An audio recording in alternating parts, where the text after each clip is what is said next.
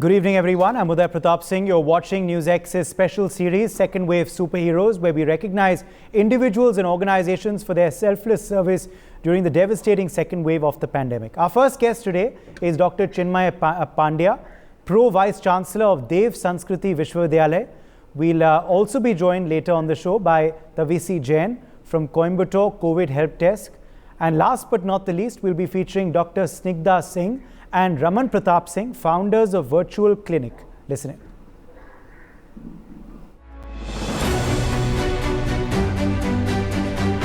As India reeled under a devastating second wave, Dr. Chinmay Pandya, Pro Vice Chancellor of Dev Sanskriti Vishwavidyalaya, offered 2 buildings with capacity of 100 bed each to AIIMS Rishikesh. The AWGA also provided oxygen support, COVID essential care distribution, and online consultancy services. They identified 3,000 active centers and reached out to millions of Gayatri Parivar and encouraged them to avoid traveling to Haridwar during Kumbh Mela in wake of COVID-19. NewsX proudly recognizes second wave superhero Dr. Chinmay Pandya. Hello and welcome. I'm Uday Pratap Singh. You're joining us on this special segment on NewsX called Second Wave Superheroes. We're in conversation today with a very special guest, Dr. Chinmay Pandya, Pro Vice Chancellor, Dev Sanskriti Vishwavidyalaya, joining us today. Dr. Pandya, welcome to NewsX. Thank you for joining us. Honored to meet you too, Udayji, although we're meeting through this online medium, but hoping to have you here on one of the future occasions. In Haridwar, Shanti Kunj. Definitely, sir. Let's begin by just talking a bit about the good work that your university and organization have been doing at this time, at this very challenging time for our country. Just describe a bit of what you all have done. So the organization itself, just to give you a brief idea about Shanti Kunj and Gayatri Parivar. Gayatri Parivar is a socio-spiritual network established by one of the prolific scholars of modern times, Pandit Shri Ram Sharma Acharya ji. He wrote like 3,400 books. And a long time ago, 1962, he said that the way humanity is progressing, what kind of legacy we would leave for our children? If everyone would only think about themselves and nothing for the society at large, then it would be complete annihilation. So he talked about 2 things: self-embellishment, social upliftment, making myself a good human being, making society a good place to live. And now about 110 million volunteers are there of the organization, 4,000 plus centers we have, and it is headquartered here in Haridwar. And major objective that Puj Gurudev gave of this organization is Pida or Patan ka Nivaran. That if somebody is in kashta, somebody is in pain and suffering, then we should be the first to alleviate it. And if somebody has lost from the path of, as a human being, then we should be the to bring them to the right path. So in this challenging time of COVID, when so many people have gone through pain and sorrow, many of our centers, they have converted themselves into hospitals. Many people are providing services in terms of the free food, services in terms of free tiffin to not only to the people who are doing the essential work, but also to the people where somebody nobody is in the family to look after the people, also to the kids, also to the animals. They are providing free medicines, free oxygen concentrators, free oxygen cylinders have been distributed all over the India. And in Shanti Kunj itself, we have started to convert our existing health facility into a high dependency unit, critical care unit, and hopefully that shall be ready in a month or so. Okay. Well, great to hear this. That it's been happening, of course, all across the country. But also, Dr. Pandya, do you believe that you carried out this work in your home state, in the university's home state of Uttarakhand as well, because the situation in the state had become very serious? It is indeed, and we started to because Shanti Kunj is an ashram. It is not meant for a healthcare facility, so we started to convert into a high dependency unit. But what we did is that actually we utilized the resources that we have in spreading and taking it to the distant parts of Uttarakhand, because 75% of the state is completely hilly, and many people are living in a very distant parts of the state. So we took the concentrators and medicines and oximeters and other such equipments that are necessary for early diagnosis and intervention to the very remote parts of the state of Uttarakhand. And also our volunteers, they have been working in the neighboring area. And in Shantikund itself, we converted one of our big residential unit into a quarantine center where people who are positive but asymptomatic, they could be housed. And also started to convert the two of the major wards into a high dependency unit.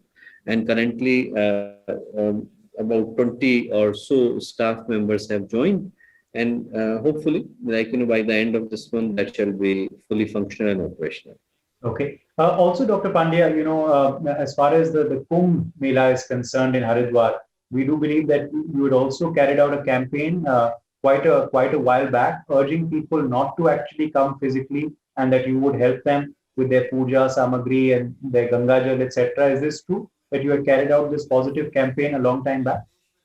We started that in the late October, early November. I don't know the precise date, but I think long time ago we gave the idea that COVID times are very challenging. It is very difficult for people to come in such kind of situation, not only because of the pandemic, but also because many people had already lost the dear ones in the family. So from dharmic reasons, if there is a sutak in the family, people don't normally travel. Financial reasons were there too, and of course the practical reasons were there. So we asked people that rather than people coming to Haridwar, we take the Haridwar to them. So the idea was that aapke dwar pahuncha Haridwar, ki Haridwar would reach to your house. Ghar ghar Ganga, ghar ghar Haridwar, ghar ghar yajna, ghar ghar sanskar. That we will take it to every home, even only the last month, because that was the culmination of all the efforts. We did the Ghar Ghar Gayatri and Ghar Ghar Yajna program, and more than 100,000 people celebrated live online, and more than 2.4 million people actually participated in the entire event. So we took it to the many people, and thankfully, at least those people, they listened and they contributed it by to the efforts by participating in their own homes. Well, great to hear that. Would this be your message? Like you said, your organization's message has been about helping others. Would that be your message today to the people watching you? That jab bhi katin waqt aata hai desh ke liye, to everyone must come forward. Government, administrations can do their bit, but people also must try and help, must try and serve those around them. Vivekananda was sitting in the temple of Shira Bhavani, and this temple was actually derelict because it was under the occupation, came under attack long time ago in 13th century. So he developed a kind of feel inside that I should do something to repair it. So he thought that I should, repair this temple. And then goddess appeared in front of Swami Vivekananda in apparition and said to him that, who are you? To correct my temple. She said that it's my temple. I would like to break it. I would like to create it. Whichever way I want to. So she said that तुमको मंदिर बनाने के लिए नहीं बुलाया, देश बनाने के लिए बुलाया है. So Vivekananda came out and gave the mantra that for next 50 years, the only goddess that should be there to celebrate is the Bharat Mata. बोले एक ही देवी की पूजा करिए, भारत माता की. And we say the same thing, that in the current times there is only one dharma required, that is Manavta. That there is that is the jap, that is the tap, that is the yoga, that is the dhyan, that is the astha, that is the adhyatma, which is to serve the society and humanity in whatever we can do. It makes no difference, but everyone has the capacity. Even if they don't have the money and resources, they have got the sentiments to share. Yes. If it become the handkerchief for the people, to make their eyes tearing better and to support them in this difficult time, then our life and purpose has been accomplished. Well, thank you for your service and keep up the great work. Thank you so much, Dr. Pandya, for joining us. Wish you and your university the very best. Very kind of you. Thank you. Pranam. At a time when overwhelming number of coronavirus cases brought the national capital on its knees, Tawasi Jain and her team set up a COVID help desk for the Delhi NCR region with verified leads regarding oxygen supply, plasma, hospital beds, food services, teleconsultations, and psychologists. These youngsters have assisted thousands of people with essential medical supplies as and when approached over call or text. NewsX proudly recognizes second wave superhero Tawassi Jain. Hello and welcome. You're watching NewsX and I'm Rishi. The ferocious second wave of coronavirus brought the national capital's healthcare infrastructure on its knees. Cremation grounds were full, hospitals ran out of ICU beds, and people were dying because of lack of something as basic as an oxygen cylinder.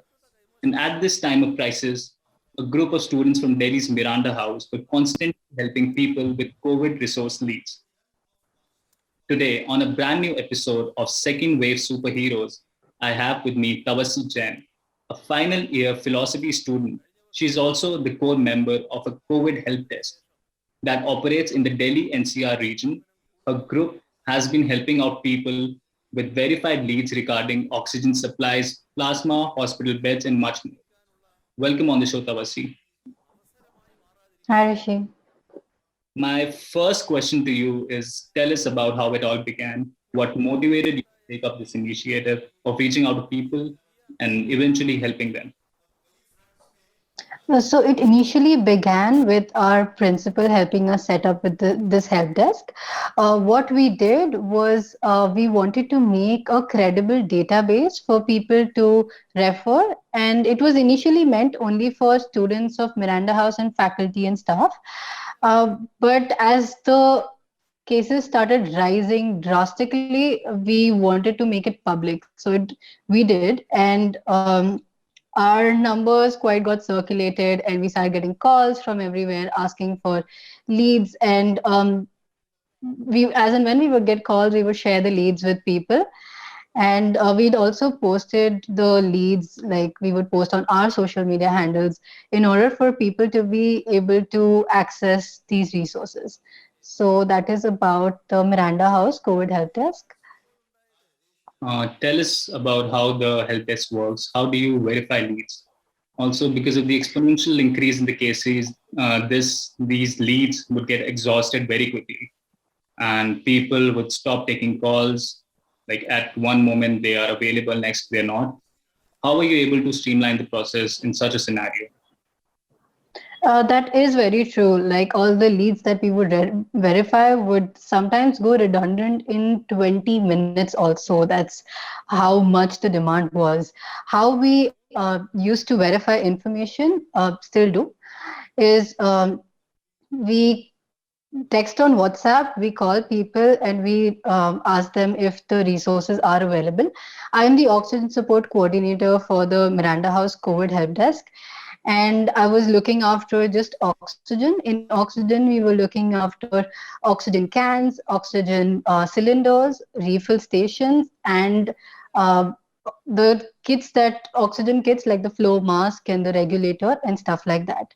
So we would, I had a team of, I think, around 200 people constantly working on verifying resources just for oxygen. Our overall team was, after a point, it was not just Miranda House. A lot of students came forward and volunteered, and we were constantly verifying leads. But again, because of the demand, we could not cater to everybody coming to us because resources were only so much. Wonderful. How has the response been from the people that you were able to help out? And also, as much as you want to help out everyone, that's just not possible, right? So, and that takes a toll on your mental health. How challenging was it for you to cope with such a situation? Quite challenging, I would say. We had so many calls incoming that it was impossible for us to help everybody. Very few people come back to tell you that your leads worked or that you helped them in any way. So it sort of got very disheartening because at the end of the day, it felt like maybe I'm not helping enough people, but there weren't enough resources to be able to help these people. It took a huge mental toll on all of us, actually. I remember when, I think around the 27th or 28th of May, when the cases were rising exponentially. I had taken a break for 3.5 hours between 3:30 a.m. to 7 a.m. and I woke up to 567 missed calls. So that is how bad the situation in Delhi was, and it got it got impossible to be able to help these people, but it sort of makes you feel like you're not doing enough. So in order to cope with this, we one of the psychologists that used one of the resources from our leads, he reached out to us and he offered 24/7 pro bono therapy. And I would say he was one of the most crucial resources we had that at that point of time, and he was one of the reasons that we were able to function well. So, yeah. My last question to you, Tawasi, it's what's next in the pipeline? We all know that COVID, it's not going away anytime soon. It's here to stay. A third wave is inevitable. How do you plan to take this initiative that you've started, take it forward? So I live in a city called Coimbatore, and I have when situations are getting better in Delhi, it started getting worse here. So I set up a Coimbatore COVID Aid initiative over here, under which we have undertaken 4 projects. The first project is a help desk, which works similarly. We have been trying to collect leads, verify them, and make a database so people can come and access it. The resources that we are looking at is oxygen, medicines, beds, RT-PCR testing, food and tiffin services, teleconsultation, therapists and psychologists, and ambulance services. These are the 8 resources that we are taking care of. It is mostly centralized to Coimbatore, and we do plan to expand it to neighboring districts. That is the first project. The second project is a fundraiser that we have started in order to procure oxygen cylinders. We will procure these cylinders and give it to the Tirupur district administration. So these cylinders can be added to the pool of the government hospital cylinders, and the Tirupur district administration will be taking care of the refilling, the distribution aspect of it. They have also agreed that once, from what I've seen, this epidemic is quite harsh on areas that don't have a lot of accessibility, and the administration has also assured us that they will be like these cylinders will not be profited out of, and they will be sent to rural healthcare centers. The third initiative that we have taken is the food chapter. The food chapter is essentially to connect families who are willing to share extra food with families who are quarantined right now. As of now, we are supporting 4 families, and we just started this around 10 days back. So we plan to be supporting more families. And the last that we're looking at is breaking down information. So there's a lot of panic around here. A lot of people don't know what to do when you test positive, and how to go about things, how to find a bed and stuff like that. So in order to break down this information, we've been constantly working with a team of 4 doctors, and they help us verify information. They themselves work with COVID patients. So we break this information down through our social media handles. You can find us on Twitter, Facebook, Instagram, LinkedIn, and our handle is called Coimbatore COVID Aid. Yeah. Thank you for joining us on NewsX, Tawasi. Kudos to you and your team. Thank you for having me. Keep up the good work and all the best. Thank you. Thank you so much, Rishi. The devastating second wave of COVID-19 witnessed communities stand strong together. With an aim to provide emergency consultations at fingertips, PhysioComfy initiated a COVID-19 virtual clinic which helped patients get free consultations. It is led by a specialist team of physicians and physiotherapists.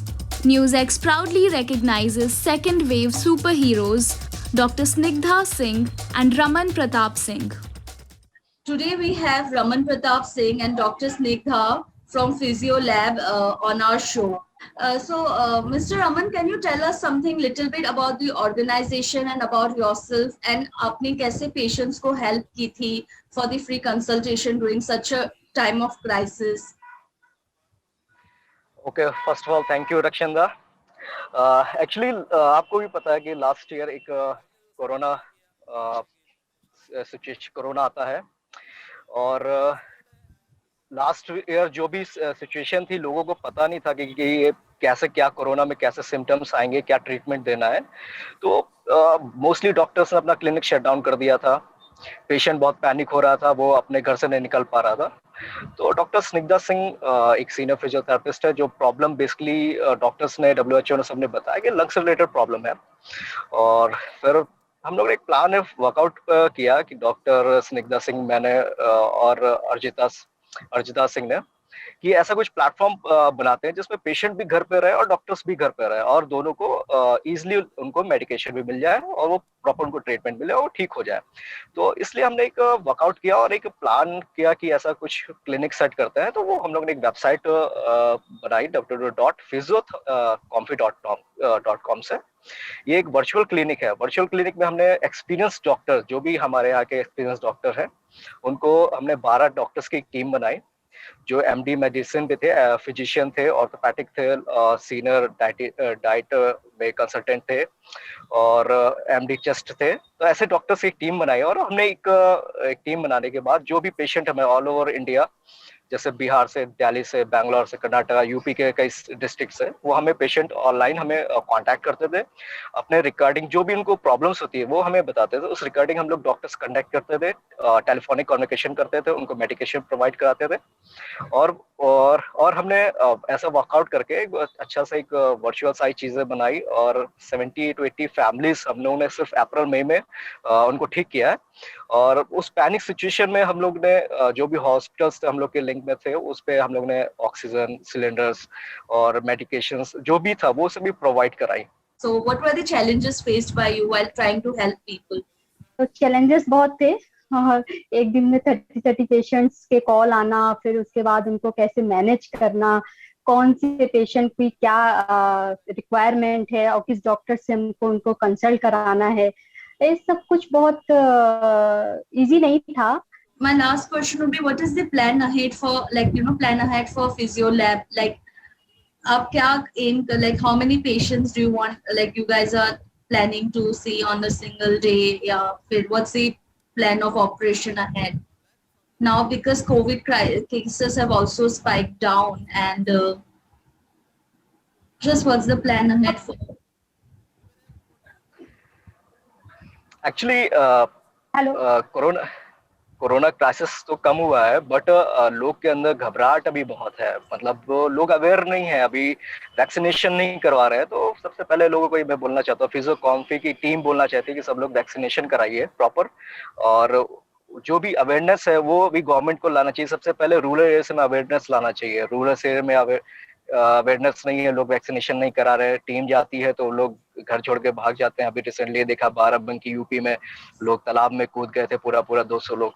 तो vaccination कराना जरूरी है। दूसरा, corona crisis में लोग अभी उनके other जो प्रॉब्लम्स आ रही है उसके रिगार्डिंग फोन कर रहे हैं अभी, तो वो देख रहे हैं। और दूसरा, बहुत सारी चीजें होती हैं कि आप दूसरों को तो समझा सकते हैं, सब चीजें कर सकते हैं, लेकिन अभी तो कॉलिंग ये भी आ रही है, बट जब ये भी जो आपको बताया कि मामा की बहू थी, उनका नहीं कर पाए। ऐसा ही एक केस और है जो हम लोग के साथ आया था, वो इमोशनली बहुत अटैच थी। वो थी चारू थी, पेशेंट फ्रॉम पटना बिहार। वो 9 मंथ प्रेग्नेंट थी और उसकी पूरी फैमिली कोविड पॉजिटिव थी।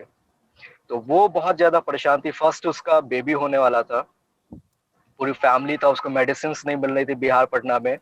बट उसको प्रॉपर मतलब हर 2 घंटे में वो परेशान हो जाती थी, रोने लगती थी।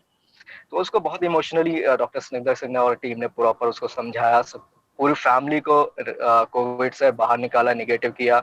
और अभी रिसेंटली लास्ट मंथ उसको एक हेल्दी बेबी हुई है। तो इस तरह कुछ केसेस होते हैं कि आप उसमें हो जाते हैं, थोड़ा सा लगता है। बाकी बहुत सारे मतलब अपना क्राइसिस था, लोग परेशान थे, पूरी फैमिलीज पॉजिटिव थी। और बस ये था कि एक कन्वर्सेशन चल रहा है, मेडिसिन प्रिस्क्रिप्शन लिख रहे हैं, दे रहे हैं। मतलब मेंटली उसको, साइकोलॉजी उसको बता रहे ठीक हो रहा है। तो फैमिलीज, बहुत सारी फैमिलीज, 70-80 फैमिलीज हम लोगों ने रिकवर की है। और डॉक्टर स्निग्धा सिंह ने और उनकी टीम ने, डॉक्टर ऋचा अग्रवाल है, डॉक्टर ए.पी. राय जी है, डॉक्टर आजाद भारती जी है, डॉक्टर परिहार जी है, डॉक्टर गौरव मिश्रा जी है, डॉक्टर विजय राज सिंह जी है, और डॉक्टर भतीजा जी है, डॉक्टर जसवंत जी हैं। ऐसे बहुत सारे, सब 25-30 ईयर्स एक्सपीरियंस डॉक्टर हैं, बिजी हैं, सभी हैं, बट इन्होंने अपना टाइम दिया, सब चीजें करी। ये पूरा एक टीम था जिसमें सब लोगों ने काफी हेल्प करी।